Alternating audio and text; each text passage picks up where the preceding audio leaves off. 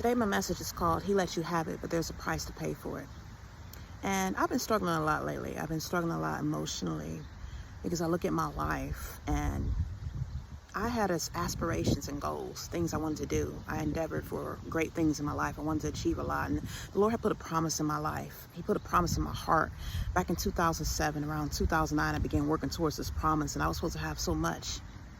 And he showed me that there were people who were stealing from me, and there was a woman who had stolen a great deal from me. She stole my destiny, swiped and hijacked everything. And, I was feeling inadequate. I was feeling, as if I didn't accomplish anything. I'm looking at my life. I'm looking at how everything turned around, and I feel like I didn't have the success I wanted, and I just kept struggling with it. I felt unimportant. I felt like I was nothing. And not only that, I really yearned and desired to have a spouse. I wanted to have a marriage. And I look at other women who are married, and I'm looking at people when I go to church and people are married. Everybody has someone, and I'm at my age and I'm alone. And it gotten to the point where I was throwing myself at a man who didn't even want me, and it was just out of desperation to feel validated and loved. And I'm thinking I have feelings of inferiority. Like, what's wrong with me, Lord? Why does no one love me? Why don't I have a husband? Why don't I have anything? Why haven't I accomplished anything? Why am I sitting here with this life? And the Lord just kept showing me how everybody stole everything from me. I had a woman who was stealing so much from me, took my beauty, took my complexion, kept making me darker because she didn't like herself, putting fat on me. My whole bone structure changed to the point where I was sitting here working out, trying to literally starve myself. And I'm still sitting here struggling with, being overweight, just feeling like I'm unattractive. And I had my own issues that I dealt with in my childhood. And it's like this woman had cast her burdens from me, had me carry her burdens. And it's like the Lord was letting me know, hey, that's not important. Because I was so angry at him and like, Lord, why'd you let her do this? Why'd you let her take everything from me to the point where I'm reduced to nothing? And the Lord wanted me to talk about this today. Yes, he could have stopped it. He could have taken this woman out of here. He could have destroyed every last one of them. But there's a far greater punishment for them to pay. And this is what I want to say. The Lord lets you have it. Yeah, he lets you have these things. He lets you steal things from people. Those of you who've gone around and you've used sorcery, you've used witchcraft, you've used demonic powers, sacrifices, all types of things to take things, to literally steal things that belong to other human beings. You knew it was not meant for you, but you coveted what belonged to another person. You were jealous, you were envious, you were deceitful and deceptive, and you resorted to extreme measures, deceitful practices to get something, to obtain something that was not meant for you, whether it been someone's spouse, whether it been someone's child. You might have taken someone's child. You might have caused someone, a pain, destroyed their marriage, broken it up. You might have acquired someone's business, caused them to lose their business, caused them to fail, taken over. It's like there's so much stuff that people have done. And the Lord was showing me all of this, that people have stolen so much. I wasn't the only one. And a lot of people have missed out on the promises and the destiny that God had for them because they were malicious people. Instead of going to God themselves and seeking God for what they have, for what God had for them, instead of living a righteous life, they allow all their insecurities, all of their problems, all their inferiorities to get the best of them. They allowed Satan to come in and plant a seed. Satan sowed a seed in their lives, and they fell for it. They fell for it. And so they have taken things that belong to other human beings. They have stolen what was not theirs.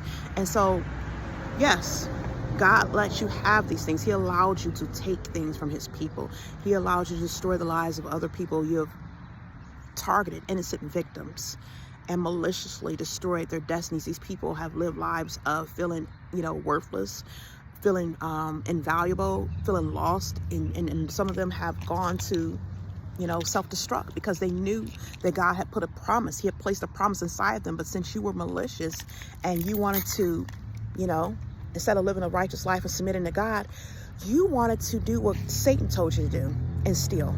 You used sorcery and stolen. So yes, I sit here today with an empty life because God has so much promise and plan for me, but there were so many people who have targeted me and stolen everything. But the Lord was letting me know that stuff is not important anymore. As long as I keep my eyes on him, there is a far much rewarding thing for me in store. I have a reward for me in heaven.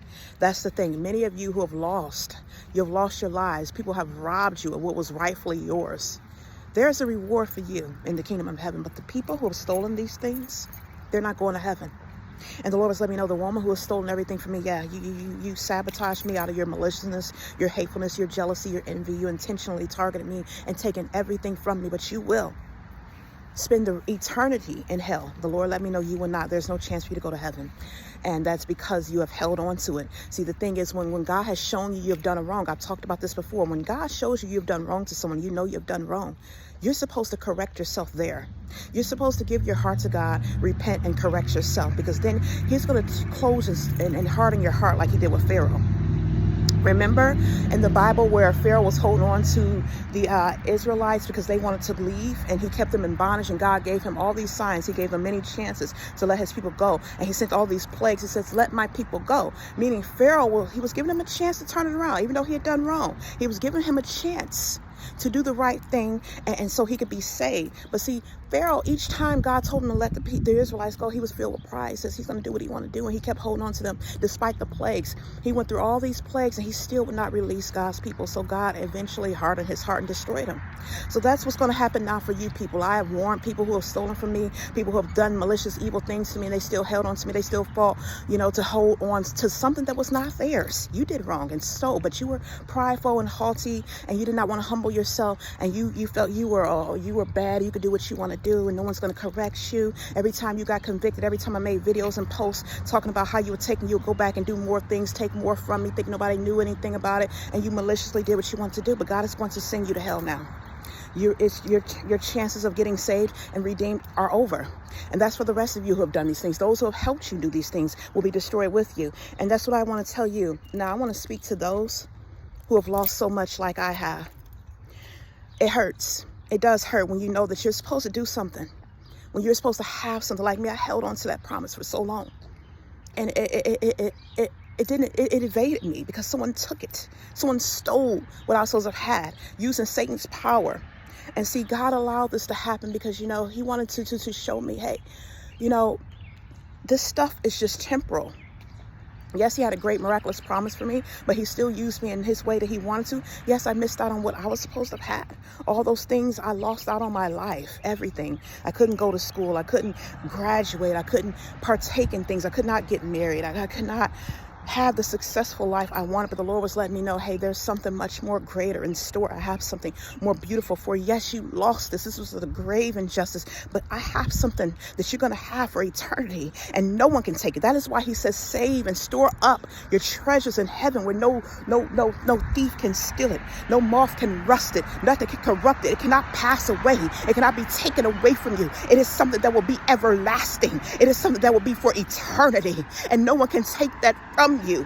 So I'm here to let you know, if you're in a funk like me, if you're feeling like all hope is lost, if you feel like giving up because Satan has taken it and robbed it, no, they played themselves. I'm telling you that now. They might have thought they got one over on you. They might have conspired against you and stolen everything and laughed about it because you were crying and you were hurting, and they cast you down and they thought, hey, I came up on her. They made a come up, what they call it, a come up when somebody robs somebody, but they played themselves because now there is a price to pay for everything you have stolen, and you're going to pay that for eternity with the loss of your souls.